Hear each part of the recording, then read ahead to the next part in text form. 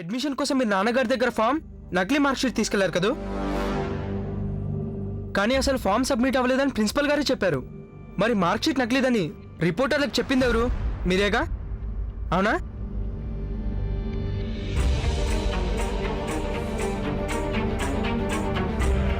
ఎందుకు మావయ్య? నాన్నగారికి చెడ్డ పేరు తీసుకురావడానిక? ఆయన కెరియర్ని చెడగొట్టడం కోసమా?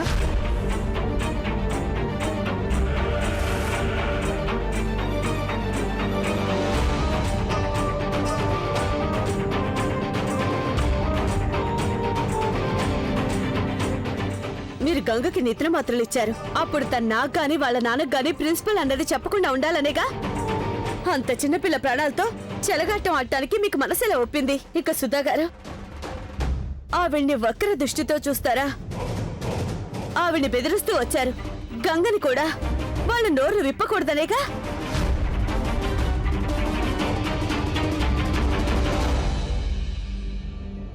గంగెప్పుడు నిజమే చెప్తుంది. తప్పనేది అసలు సహించదు. ఆ భయంతోనేనా మీరు ఆ చిన్నపిల్లను నరకానికి పంపించారు? మానాన్ని అమ్ముకునే చోటుకి. మీరు క్షమించరాని నేరం చేశారు బావగారు. మీకు మనిషి అనిపించుకునే అర్హతే లేదు. అదంతా అబద్ధం బావమృతి గారు. అసలు నేనేగా మీకు చెప్పింది గంగ ఎక్కడుందో అని. అదంతా ఒక నాటకం. ఆత్మీయతల్ని చూపించుకునే పన్నాగం అది. మీరు మీ చెడుకు మంచి అనే ముసుగు కప్పటానికి ప్రయత్నించారు. కానీ ఇప్పుడు మీరు చేసే ఇలాంటి ప్రయత్నాలేవి ఫలించవు. బండారం బయటపడింది. మీ నిజ రూపం ఏమిటో అందరికీ తెలిసిపోయింది.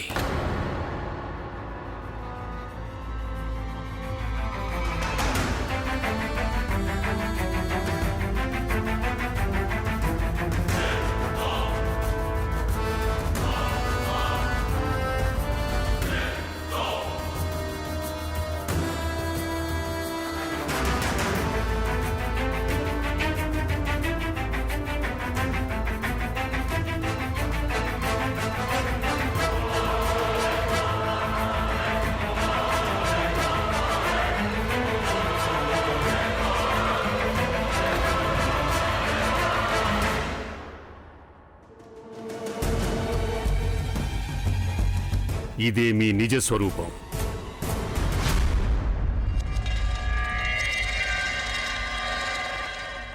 ఇది నిజం కాదని చెప్పదలుచుకున్నారా? స్వర్గస్థులైన మా అక్కగారికి భర్త మీరు. మిమ్మల్ని ఎంతగానో గౌరవించాను.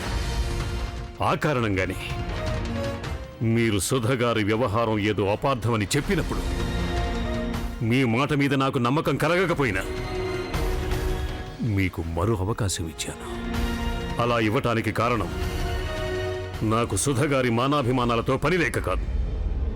అందుకు కారణం అప్పట్లో నా దగ్గర ఎలాంటి సాక్ష్యం లేదు. కానీ సాక్ష్యం లేదు కదా అని నేను సుధగారిని కానీ నా కుటుంబాన్ని కానీ లెక్క చేయకుండా పోలేదు. కానీ నిజానికి నేను ఇప్పుడు అమ్మ గురించే బాధపడుతున్నాను. ఆవిడ తన అల్లుణ్ణి ఒక మంచి మనిషి అనుకునేది. ఇప్పుడు ఆవిడ మనసు ఎంత బాధపడుతుందో నేను అర్థం చేసుకోగలను. నాకున్న నమ్మకాన్ని పూర్తిగా వమ్ము చేశారు అల్లుడు గారు. నేనేమో మిమ్మల్ని ఎల్లప్పుడూ మంచివాడని అనుకునేదాన్ని. నా కోడల్ని కొడుకుని అలాగే ఈ పిల్లని నేను తప్పుగా అనుకున్నాను. మీ మాటల్నే నమ్ముతూ వచ్చాను నేను. ఇప్పుడు నా మీద నాకే జాలి వేస్తోంది. నాకెప్పుడు గర్వంగా ఉండేది. నేను మనిషిని చూసి మనస్తత్వం గుర్తించగలననుకున్నాను. కానీ ఇప్పుడు తెలుసుకున్నాను నేను ఇత్తడిని పుత్తడిగా అనుకుంటూ వచ్చానని. ఒక పాపాత్ముణ్ణి మోసగాణ్ణి నేను దైవ సమానంగా భావించాను. సాలిగ్రాముడా, నా తప్పుకి నన్ను క్షమించు. నా కూతురు ఇప్పుడు ఈ లోకంలో లేదు. కానీ ఆ లోకంలో కూడా తనకి మనశ్శాంతి ఉండుండదు. పాపం నా కూతురు నీలాంటి వాడితో భారీగా అన్నేళ్లు నెగ్గుకొచ్చిందంటే అది తలుచుకుని నేనెంతో కుమిలిపోతున్నాను. నీలాంటి వాడి దృష్టిలో ఆడవారికి ఎలాంటి విలువ లేదు. మీకు బంధాల పట్ల ఎలాంటి గౌరవం లేదు.